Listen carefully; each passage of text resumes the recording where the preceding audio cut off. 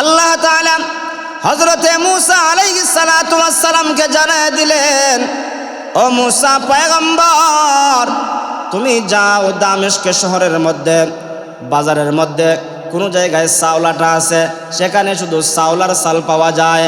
আনাজ আটা আছে, যেখানে শুধু শাক সবজি পাওয়া যায়। মাছ আটা আছে, যেখানে শুধু মাছ আর মাছ পাওয়া যায়। গুস্তের একটা হাট আছে, যেখানে শুধু গুস্ত আর গুস্ত পাওয়া যায়।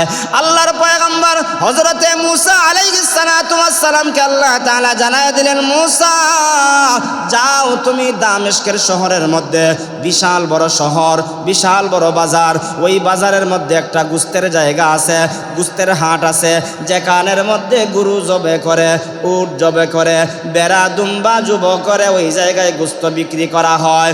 গুস্ত বিক্রেতার মধ্যে এমন চেহারার অধিকারী এমন একজন ব্যক্তি আছে, কসাই ব্যক্তি।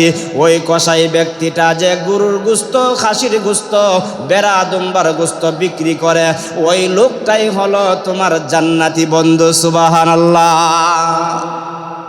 মূসা নবী প্রথমে মনে মনে ভাবলেন, আমি একজন পয়গম্বর, কত বড় নবী, নবীদের মধ্যে উল্লেখযোগ্য একজন নবী, কিন্তু আমার বন্ধু দেখা যায় একজন কসাই মানুষ, গুস্ত বিক্রেতা। তাহলে আমার ওই গুস্ত বিক্রেতাকে বের করা দরকার, তার সঙ্গে সাক্ষাৎ করা দরকার।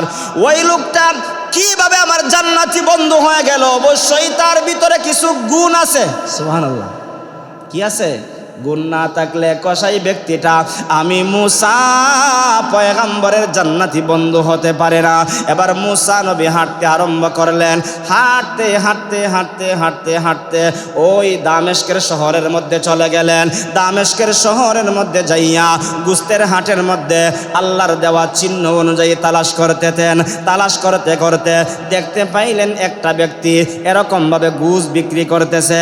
সকালবেলা গুস বিক্রি শুরু করে, বিকালবেলা যখন শেষ হয়ে যায়, ওই লোকটা গুস্ত বিক্রি করে, সামান্য কেবলমাত্র গুস্ত রাইকা দেখা যায় তার বস্তার মধ্যে ঢুকিয়ে দিল। এই অবশিষ্ট গুস্তটা সে বাড়িতে নিয়ে যাওয়ার জন্য প্রস্তুতি গ্রহণ করলো।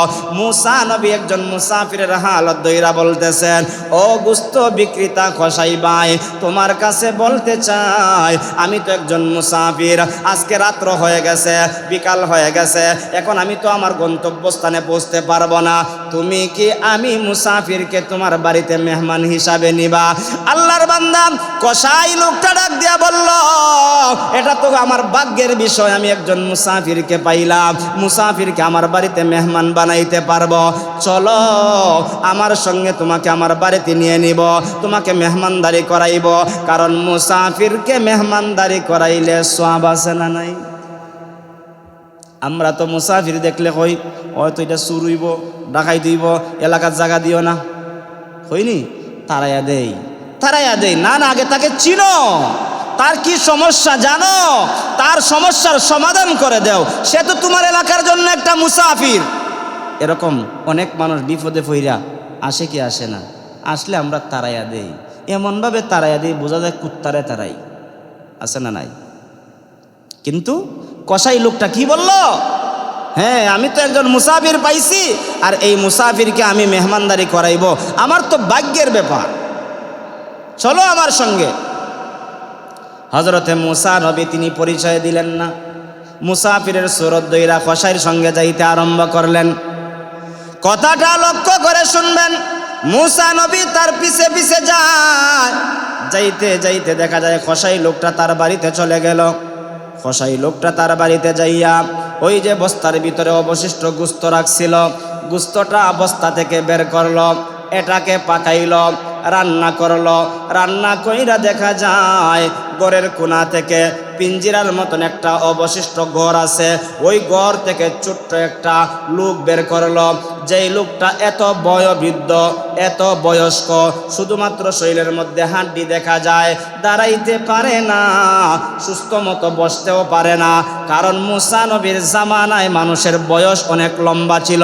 মূসা নবী আলাইহিস সালাতু ওয়াস সালামের জামানায় আল্লাহর এক বান্দি এরকম ভাবে গাছের তলে কাটাইয়া জীবন কাটাইতেছে, আর মনে মনে কয় জিন্দিগি কাটাইলাম, একটা ঘর বানাইতে পারলাম না। আর একজন লোক দেইকা বয়, তোমার বয়স কত? লোকটা কয়, আমার বয়স তো আজকে 600 বৎসর হয়ে গেছে। বলে 600 বৎসর হয়ে গেছে, তুমি এখনো চিন্তা করো, বাড়িঘর করতে পারলা না। জানো কি, শেষ নবীর উম্মতেরা মাত্র 60 বৎসর জিন্দিগি পাইবে, 70 বৎসর 80 বৎসর হায়াতের জিন্দিগি পাইবে। ওই 80 বৎসর 70 বৎসর হায়াতের জিন্দিগির ভিতরে গাছতলায় সময় কাটাইবে না, ওই লোকটা এরকম ভাবে বিশাল অট্টালিকার মালিক হয়ে যাবে। এই জামানার উম্মতেরা দেখেন 60 বছর হায়াতের জিন্দিগি পাইয়া 20 তলা বিল্ডিং এর মালিক হয়, আর 600 বছর হায়াত পাইছে, তারপরে ও গাছতলায় জিন্দিগি কাটায়, বাড়ি ঘরের এখনো চিন্তা ওই হয় না, আর বাড়ি ঘর কেমনে বানাইব এই টেনশনই তার নাই। মুসা নবীর জামানায় উম্মতের হায়াত ছিল অনেক লম্বা। যেই মহিলাটাকে বের করা হয়েছে, এত বয়স হওয়ার কারণে শুধুমাত্র শরীরে হাড্ডি আছে, চামড়াও ঠিক মতো দেখা যায় না, গুস্তের তো লেশ মাত্র নাই। ওই বৃদ্ধা মহিলাকে বের করে ওই কসাই লোকটা সম্মানের সহিত চামচ দিয়া তার মায়ের মুখের মধ্যে জুল দেয়, রুটি দেয়, গুস্ত দেয়, খাওয়ায়। আর মুসা নবী দূর থেকে তাকায় তাকায় দেখে। মুসা নবী বলে, এই লোকটাকে এবং তার সম্পর্কে আমার জানা দরকার। এবার মুসা নবী তাকায় তাকায় দেখতেছেন আর চোখের পানি চারতেছেন, চোখের পানি ছেড়ে ছেড়ে ওই কসাই লোকটার দৃশ্য দেখতেছেন। আর কসাই লোকটা মারে খাওয়ায়, রুটি সিরা সিরা মুখের মধ্যে দেয়, গুস্তের টুকরাটা মুখের মধ্যে দেয়, একটু পরে পানি পান করায়। খাবার শেষ হয়ে যাওয়ার পরে মুখটা ভালো করে মুইসা দেয়, মার কাপড় চোপড়গুলো পরিবর্তন করে দেয়। ও যুবক, তোমারও তো মা আছে, তোমারও তো বাবা আছে, 60 বছর 70 বছরের হায়াতের জিন্দিগি হয়ে গেলে বাবার যখন লঙ্গিটা এরকম ভাবে দুর্গন্ধ হয়ে যায়, বাবার লঙ্গি খোলার জন্য তুমি দ্বারে কাছে যাও না। মায়ের কাপড়টা যখন নষ্ট হয়ে যায়, ও বোন, তুমি তো তোমার মায়ের কাপড়টা পরিবর্তন করতে যাও না, দুর্গন্ধের কারণে যাও না, কিন্তু তুমি যে তোমার মারে ঘুমন্ত অবস্থায় বিছানার মধ্যে কষ্ট দিতেছ, ওই সময়ে যদি তোমার মা অথবা বাবা যদি বিছানার মধ্যে পইরা পইরা কষ্ট পায়, আর কষ্টের মধ্যে যদি যেই দোয়াটা করবে, ভালো দোয়া করলেও আল্লাহ কবুল করবে, মন্দ দোয়া করলেও দোয়াটা আল্লাহ তাআলা কবুল করে নিবে।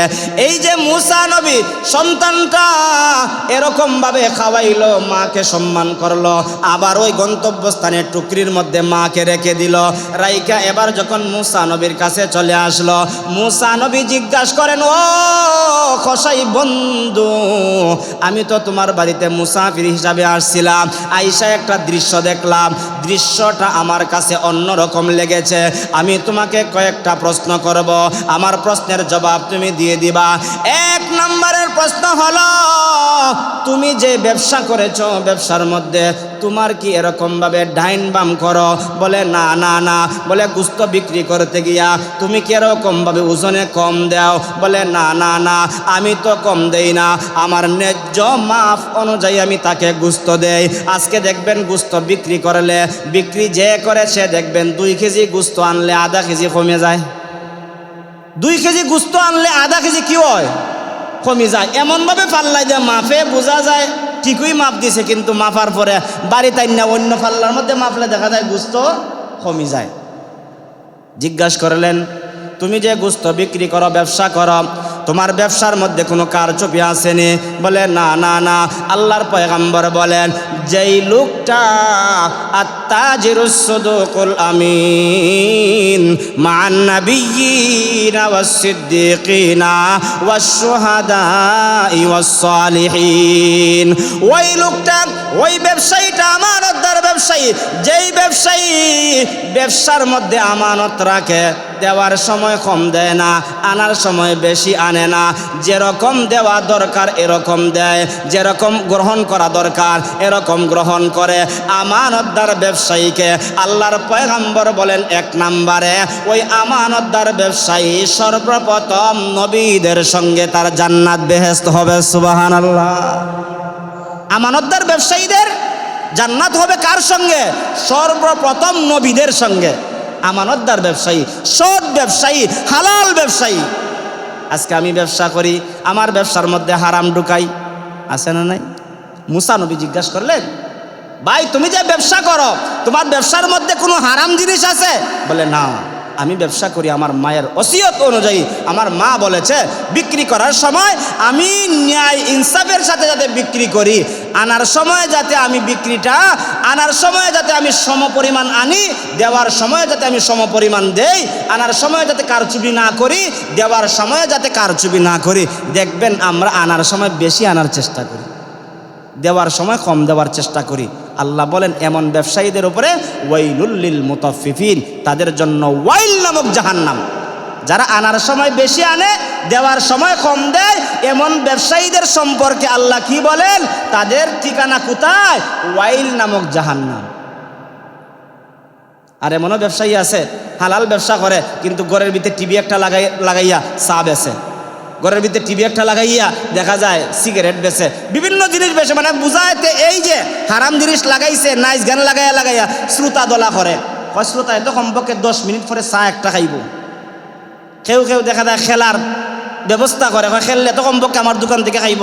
আরে হারাম খেলা তুমি, জুয়া খেলা তুমি ঢুকাই দিলা, আর অন্যায় অপরাধ করলা, আর তোমার ব্যবসা হালাল হবে? কশিন কালেও তোমার এই ব্যবসা হালালের অন্তর্ভুক্ত হতে পারে না, হারাম যুক্ত হয়ে যাবে। হালাল যুক্ত ব্যবসা করো, হারাম মুক্ত ব্যবসা করো, দেখবা তোমার ব্যবসার মধ্যে বরকত দিবে। আর এই ব্যবসার যারা যেই আওলাদ হবে, এই আওলাদও সৎ আওলাদ হবে। আর যেই আওলাদ সৎ আওলাদ হবে, এই সৎ আওলাদ কোনোদিন মা আর বাবার অবাধ্য হতে পারে না। মুসা নবী 1 নম্বরে খসাই লোককে কি জিজ্ঞাসা করলেন? ভাই আপনি যে ব্যবসা করেন, আপনার ব্যবসার মধ্যে কি কোনো অন্যায় অপরাধ বা হারাম কোনো জিনিস আছে? বলেন না। আচ্ছা ঠিক আছে। 2 নম্বরে তুমি যে ব্যবসা কইরা অবশিষ্ট কিছু গুস্ত নিয়ে আসলাম, আইসা দেখলাম ঘরের ভিতরে রান্না করলা, রুটি করলা, আবার দেখলাম একজন বৃদ্ধা মহিলাকে ওই যে টুপলি থেকে লামাইয়া তারে তুমি খাওয়াইলা, নিজ হাত দিয়া গুস্ত খাওয়াইলা, নিজ হাত দিয়া এরকমভাবে তুমি রুটি খাওয়াইলা, নিজ হাত দিয়া পানি পান করাইলা, নিজ হাত দিয়া কাপড় পরিবর্তন করলা, ভালো কাপড়টা তুমি পরাইয়া দিলা।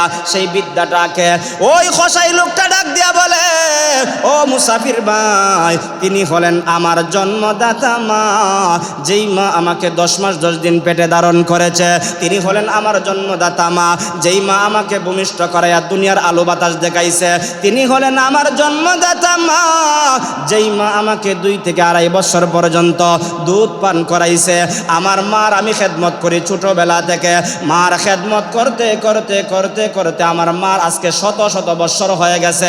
এখন পর্যন্ত আমার মা আমার উপরে সন্তুষ্ট। এই জন্য আমার ব্যবসার মধ্যে বারাকা আছে। এই জন্য আমার ব্যবসা দ্বারা আমি আল্লাহর রাস্তায় দান খয়রাত করতে পারি, আমার ব্যবসা দ্বারা আমি সংসার চালাইতে পারি। ও মুসাফির শোনো, শুধু তা নয়, আমি যখন আমার মার খেদমত করি, আমি দেখি আমার মা আমার জন্য দোয়া করে, আমার সন্তানটা আমার জন্য মেহনত করতেছে, আমার সন্তানটা আমার জন্য ফিকির করতেছে। ও আল্লাহ, মুসা নবীর জামানায় তো আমরা আসলাম, মুসা নবীকে কোনোদিন দেখলাম না, আমার সন্তানও মুসা নবীকে দেখে নাই। আল্লাহ, আমার সন্তান আমার খেদমত করার কারণে আমি আমার সন্তানের উপরে রাজি আর সন্তুষ্ট হয়ে গেলাম। আর 2 নম্বরে আপনার কাছে ফরিয়াদ করলাম, আমার খসাই গুরু গুস্ত বিক্রেতা সন্তানটাকে মুসা নবীর জান্নাতি বন্ধু বানায়া দিও। সুবহানাল্লাহ। কি বলছেন মা? যে আল্লাহ, আমার সন্তান তো মুসা নবীরে দেখে নাই, কিন্তু মুসা নবীর জামানায় আমরা এসেছি, মুসা নবীকে তো আমার সন্তানও দেখে নাই, আমিও দেখি নাই, কিন্তু আমার সন্তান আমার সঙ্গে এমন ব্যবহার করেছে। আল্লাহ, আমি আমার সন্তানের উপরে সন্তুষ্ট, আমি আমার সন্তানের উপরে খুশি। আল্লাহ, আমার সন্তানটা যদি দুনিয়াতে মুসা নবীরে না দেখে, জান্নাতের মধ্যে আমার সন্তানকে মুসা নবীর বন্ধু বানিয়ে দিন। সুবহানাল্লাহ। আসেনি? হ্যাঁ, দোয়া করলেও কবুল। রিজাল রব্বি ফি রিজাল ওয়ালিদাইন ওয়া সাখতুর রব্বি ফি সাখতিল ওয়ালিদাইন। আর বলেছেন নবীজি, সালাসু দাওয়াতিন মুস্তাজাবুল লা শাক্কা ফি, দাওয়াতুল ওয়ালিদাইন ওয়া দাওয়াতুল মাজলুম ওয়া দাওয়াতুল মুসাফির। 3 শ্রেণীর দোয়া কবুল। এর মধ্যে 1 শ্রেণী হলো মা আর বাবার দোয়া কবুল। বদদোয়া করলেও কবুল, নেক দোয়া করলেও কবুল। বদদোয়া করলে গত শুক্রবারে বলেছিলাম, আর নেক দোয়া করলে যে আল্লাহ তাআলা কবুল করেন। মুসা নবীর দুনিয়াতে জান্নাতি বন্ধু দেখার জন্য তিনি দামেস্কে গেলেন, আর ওই কসাই লোকটার মা দোয়া করেছিল, নেক দোয়ার বদৌলতে আল্লাহ তাআলা দুজনকে সাক্ষাৎ করাইয়া দিলেন। এবার মুসা নবী তাদের দৃশ্য দেখা এবার পরিচয় দিলেন। সুবহানাল্লাহ বলেন। পরিচয় দিলে মনটা খুশি হয় কি হয় না? আমি এতদিন কাজ করলাম, কাজ করার পরে অ্যামাউন্টটা পাওয়ার আগ পর্যন্ত মনের ভিতরে একটা দুদুর মুদুর থাকে, ফাইমুনি না ফাইতাম না, ফাইমুনি না ফাইতাম না, অথবা বিদেশ যাইতাম ফার্মুনি না ফারতাম না, লন্ডন যাইতাম ফার্মুনি না ফারতাম না, মনের ভিতরে একটা সন্দেহ থাকে। সব কিছু ওকে, কাগজ ওকে, সব কিছু ওকে, টাকা পয়সা সব দিছেন, কিন্তু যাওয়ার আগ পর্যন্ত মনের ভিতরে একটা অশান্তি, মনের ভিতরে একটা ফেরেশানি থাকেনি না? থাকে না? মুসা নবীর দোয়া যে আল্লাহ তাআলা কবুল করলেন দামেস্কের এই কসাই লোকটার, কিন্তু ওই লোকটা তো এখন পর্যন্ত মুসা নবীরে দেখে নাই, অপেক্ষায় আছে, মার খেদমত করতেছি, আল্লাহ আমার জান্নাতও দেখাই দিব, দুনিয়াতে দেখবে এমন কোনো তার মনের ভিতরে ইচ্ছা ছিল না। কিন্তু আল্লাহ তাআলা যখন দুনিয়াতে সাক্ষাতের ব্যবস্থা করাইয়া দিয়েছেন, বললেন, হে মুসাফির শোনো, তোমার পরিচয়টা আমাকে দাও। এবং মুসাফির মুসা নবী পরিচয় দেন, আমি হলাম জলিলুল কদর, বনি ইসরাইলের মধ্যে সবচাইতে বড় একজন পয়গাম্বর, যেই পয়গাম্বর ওয়ামা তিলকা বিয়ামিনিকা ইয়া মুসা قال هي عصاي أتوكأ عليها وأهش بها على غنمي ولي فيها مآرب أخرى। আমি এমন একজন পয়গাম্বর, যেই পয়গাম্বর আল্লাহ প্রশ্ন করলে জবাব দেয়, আল্লাহর সঙ্গে কথা বলি, যখনই প্রয়োজন হয় তখনই কথা বলি। একদিনের ঘটনা, আমার মনের ভিতরে কৌতূহল জাগলো, দুনিয়াতে আমার জান্নাতি বন্ধু দেখতে চাই, আল্লাহর কাছে ফরিয়াদ করলাম। তুর পাহাড়ে যাইয়া আল্লাহ তাআলা আমাকে সন্ধান দিয়ে দিলেন, আমি দামেস্কের বাজারে যাওয়ার জন্য, কসাই গুস্ত বিক্রেতা লোকটাকে বের করার জন্য আমি তোমাকে বের করলাম। সকাল থেকে সন্ধ্যা পর্যন্ত তোমার ব্যবসা বাণিজ্য দেখলাম, এরপরে তোমাকে প্রশ্ন করলাম, তোমার বাড়িতে আসলাম, আয়েশা এই পর্যবেক্ষণ করার পরে আমার দৃঢ় বিশ্বাস হয়ে গেছে তোমার খেদমতের দ্বারা তোমার মার দোয়া আল্লাহ কবুল করে নিয়েছে। আমি হলাম মুসা নবী, বনি ইসরাইলের পয়গাম্বর, তোমার সঙ্গে আমি মুসাফা করতে চাই, তোমার সঙ্গে আমি হ্যান্ডশিপ করতে চাই, তোমার সঙ্গে আমি মুআনাকা করতে চাই। এবার মুআনাকা করে মুসা নবী আলাইহিস সালাতু ওয়াস সালাম তিনার মাকেও সালাম দিয়া এই বাড়ি থেকে বের হয়ে আসলেন। এবং বের হয়ে আসার পরে ওই কসাই বিক্রেতার মা ইঙ্গিতের মাধ্যমে সন্তানকে বুঝায়, সন্তান দেখো, তুমি না আমার খেদমত করার কারণে আমি না দোয়া করেছিলাম, আল্লাহ দোয়া কবুল করে নিয়েছে, জান্নাতে তোমার সঙ্গে সাক্ষাৎ হওয়ার আগে আমার আল্লাহ দুনিয়াতে তোমাকে মুসা নবীর সাক্ষাতের ব্যবস্থা করে দিয়েছে। এজন্য মা আর বাবার সঙ্গে কি ব্যবহার করব, আল্লাহ সেই কথাটাই বলেন, ওয়াকুল লাহুমা কাওলান কারীমা। পৃথিবীর যুবকেরা, নারীরা, সন্তানেরা, তোমরা শোনো, তোমরা তোমাদের মা আর বাবার সঙ্গে সম্মানজনক ব্যবহার করবা, ভালো ব্যবহার করবা। যেই ভালো ব্যবহারের দ্বারা তোমার মা তোমার উপরে সন্তুষ্ট হয়ে যাবে, তোমার মা তোমার উপরে খুশি হয়ে যাবে, তোমার বাবা তোমার উপরে খুশি হয়ে যাবে। এরপরে আল্লাহ বলেন সংক্ষিপ্ত কথা, ওয়াখফিদু লাহুমা জানাহাজ যুল্লি মিনার রাহমা। তুমি তোমার মা আর বাবার সামনে তোমার আপাদ মস্তককে নত করে দাও। অর্থাৎ তুমি যত বড়ই চেয়ারম্যান হও না কেন, মেম্বার হও না কেন, নেতা হও না কেন, তোমার অহংকারিতা দুনিয়ার সব জায়গায় থাকলেও মা আর বাবার সামনে তোমার আপাদ মস্তকটা নিচু করে দাও। মা আর বাবার সামনে সামনে হাঁটবা না, মা আর বাবার পিছনে পিছনে হাঁটবা, মা আর বাবার সামনে বড় গলায় কথা বলবা না। নবনস্ত হয়ে তুমি তোমার ছোট হয়ে মনটাকে ছোট করে, দিলটাকে ছোট করে, মাথাটাকে নিচু করে তুমি তোমার মা আর বাবার সঙ্গে ব্যবহার করবা, চলাফেরা করবা। এমনভাবে দাম্ভিকতা দেখায় না, কারণ তুমি যখন ছোট ছিলা তোমার মা আর বাবার শক্তি ছিল, কিন্তু তারা দাম্ভিকতা দেখায় নাই। রাত্রে আম্মাকে আম্মা বলে ডাক দিছ, সন্তানের ডাকে মা সাড়া দিয়েছে, বাবাকে বাবা বলে ডাক দিয়েছ, বাবা ছোটবেলায় তোমার ডাকে সাড়া দিয়েছে। আর শেষ প্রান্তে তুমি তোমার মা আর বাবার জন্য এমন দোয়া করবা, রব্বির হামহুমা কামা রব্বায়ানি সগীরা। আল্লাহ আমার মা আর বাবার উপরে তুমি এমনভাবে রহম করো যেরকমভাবে আমি ছোট থাকা অবস্থায় আমার মা আর বাবা আমার উপরে রহম করেছে। কেমন রহম করেছে? আমি আমার মায়ের জায়গায় প্রস্রাব করে দিয়েছি, আমার মা বারবার সেই প্রস্রাবটাকে পরিবর্তন করেছে। আজকে আমার মা আর বাবা বৃদ্ধ হয়ে যাওয়ার কারণে বিছানায় প্রস্রাব যদি অজানা বশত করে ফেলে, আমি সেই বিছানায় যাই না, আমি সেই বিছানা পরিবর্তন করি না। এমনকি আমার ঘরে যে পুত্রবধূটা আছে, পুত্রবধূটা পর্যন্ত সেই বিছানা পরিবর্তন করতে চায় না, ধিক্কার দেয়, গালি দেয়, বুইরা বেটাটা ঘরটা নষ্ট করে ফেলেছে, এমন কথা বইলা বইলা মা আর বাবাকে কষ্ট দেয়। এমন হাজারো নজির আমাদের দেশে আছে না নাই? রব্বির হামহুমা আমরা পড়লাম, কি পড়লাম? কামা রব্বায়ানি সগীরা। আল্লাহ যে রহম করন, কি রহম করবে? ছোটবেলায় আমি দুর্বল ছিলাম, আমার মা বাবা আমার উপরে যেরকম রহম করেছে, আজকে আমার মা আর বাবা দুর্বল হয়ে গেছে, আমিও যেন তাদের উপরে রহম করতে পারি, আল্লাহ যেন তাদের উপর রহম করতে পারে। অনুগ্রহ করে, দয়া করে, মায়ার মহব্বত করে তুমি যদি তোমার মা আর বাবার উপরে সন্তুষ্ট হয়ে যাও, মা আর বাবার খেদমত করো, জেনে রাখো তুমি খেদমত করার দ্বারা তুমি গরিব হওয়ার পরেও আল্লাহ তাআলা দুনিয়াতে তোমাকে ইজ্জতের জিন্দিগি দিবে, জিল্লতের জিন্দিগি থেকে তোমাকে হেফাজত করবে। আখিরাতে আমার আল্লাহ আমাদেরকে জান্নাতের মেহমান বানায় দিবেন। সুবহানাল্লাহ। সারসংক্ষেপ কথা শুরু থেকে আবার বলি 1 মিনিটে। আল্লাহ তাআলা বলেছেন ওয়াকাদা রাব্বুকা, আল্লাহর ফয়সালা, ফয়সালা কার? আরো জোরে বলেন, নির্দেশ কার? আরো জোরে বলেন, ফয়সালা নির্দেশ কার? আল্লাহ তাআলার 1 নম্বরের ফয়সালা আল্লাহ তা'বুদু ইল্লা ইয়্যা। 1 নম্বরে আল্লাহর ফয়সালা ইবাদত চলবে আল্লাহর, এই ইবাদতের সঙ্গে কাউকে অংশীদার করা যাবে। আরো জোরে বলেন। 2 নম্বরের ফয়সালা ওয়াবিল ওয়ালিদাইনি ইহসানা। আল্লাহ তাআলা বলেন পৃথিবীর সমস্ত মানুষেরা, ইলামের গাঁও বলেন, বিশ্বনাথ বলেন, সিলেট বলেন, বাংলাদেশ বলেন, যেখানে যে অবস্থায় যত মানুষ আছে সমস্ত মানুষদেরকে সম্বোধন করে বলেন তোমরা তোমাদের মা আর বাবার সঙ্গে ভালো ব্যবহার করো।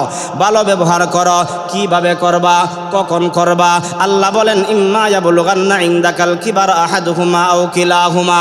তোমার হায়াতের জীবদ্দশায় তোমাদের মা অথবা বাবা অথবা উভয়জন যদি তাদেরকে বার্ধক্যে পাও, বৃদ্ধ পাও, দুর্বল অবস্থায় পাও, বিছানায় পড়া অবস্থায় পাও, তবে তাদেরকে শব্দটা বলবা না। 2 নম্বরে ওয়ালা তানহারহুমা, ধমক দিবা না। 3 নম্বরে সম্মানজনক ব্যবহার করবা, ওয়াকুল্লাহুমা কাউলান কারীমা। 4 নম্বরে তুমি তোমার আপাদমস্তককে মা আর বাবার সামনে উঁচু করে দাঁড়াইবা না, তুমি তোমার মাথাটাকে নিচু করে, অর্থাৎ তুমি এমনভাবে দুর্বলতা বুঝাইয়া তোমার মা আর বাবার সঙ্গে চলাফেরা করবা। আর 5 নাম্বার হলো তুমি তোমার মা আর বাবার জন্য আল্লাহর কাছে দোয়া করবা, আল্লাহ ছোটবেলায় আমার মা আর বাবা যেরকমভাবে আমার উপরে রহম করেছে, দয়া করেছে, আল্লাহ আপনিও আমার মা আর বাবার উপরে রহম করেন, দয়া করেন, অনুগ্রহ করেন। নামাজই তো পড়েন না, দোয়া কেমনে করবেন? নামাজই তো পড়েন না, দোয়া কেমনে করবেন? বলে হুজুর সপ্তাহে শুক্রবার একদিন করি না। সব সময় আমার মা আর জিন্দা মার জন্য দোয়া করা, জিন্দা বাবার জন্য দোয়া করা, মুর্দা মা আর বাবার কবরের পাশে দাঁড়াইয়া দোয়া করা। তুমি যদি বারবার দোয়া করতে পারো, আল্লাহ তাআলা তোমার মা আর বাবার রূহটা তুমি জিন্দা সন্তানের উপরে রাজি আর খুশি করে দিবেন। হতে পারে সেই রূহটা খুশি হয়ে গেলে আল্লাহ তোমার দুনিয়ার চলার পথ সহজ করে দিবে। এজন্য আল্লাহ তাআলা যেন, আজকে সংক্ষিপ্তভাবে শেষ করলাম, আগামী শুক্রবারে অন্য বিষয়ে আলোচনা করব, সেই জন্য এখানেই সমাপ্ত করলাম যে আমরা আজকে যা শুনলাম 3 শুক্রবারে, যে আমরা মা বাবার সঙ্গে খারাপ ব্যবহার করব নাকি ভালো ব্যবহার করব। বিশেষ করে যুবকদেরকে বলতে চাই, 2 নম্বরে যারা বিবাহ শাদী করেছেন তাদেরকে বলতে চাই, বিবাহ করে স্ত্রীকে ঘর আইনা মা আর বাবার সঙ্গে খারাপ ব্যবহার করবেন না। যার কারণে তুমি আজকে এই ঘরের মালিক হয়েছ, সেই মার বাবাকে আজকে তুমি ধমক দেও, মার বাবার খেদমত করতে তুমি অনীহা প্রকাশ করো। এই যুবক ছেলেটা তো আজকে তার মা আর বাবার মাধ্যমে এই ঘরের মালিক হয়েছে, আর তার মাধ্যমেই তো তুমি মা আজকে ঘরের ভিতরে এসেছো। আইসা ওই ঘরের বুড়া বেটি আর বেটাকে তুমি ধিক্কার দেও, কাজ করতে খেদমত করতে অনীহা প্রকাশ করো। তোমার মতন কপাল ফুরার কেউ হতে পারে না। আল্লাহ তাআলা যেন বলনেওয়ালা আমাকে, শুননেওয়ালা আপনাদের সবাইকে মা বাবার খেদমত করার তৌফিক দান করেন। মুর্দা মা বাবার কবরের পাশে দাঁড়াইয়া বেশি বেশি দোয়া করার তৌফিক দান করেন। আমিন। ওয়া আখির দাওয়ানা আলহামদুলিল্লাহি রাব্বিল আলামিন।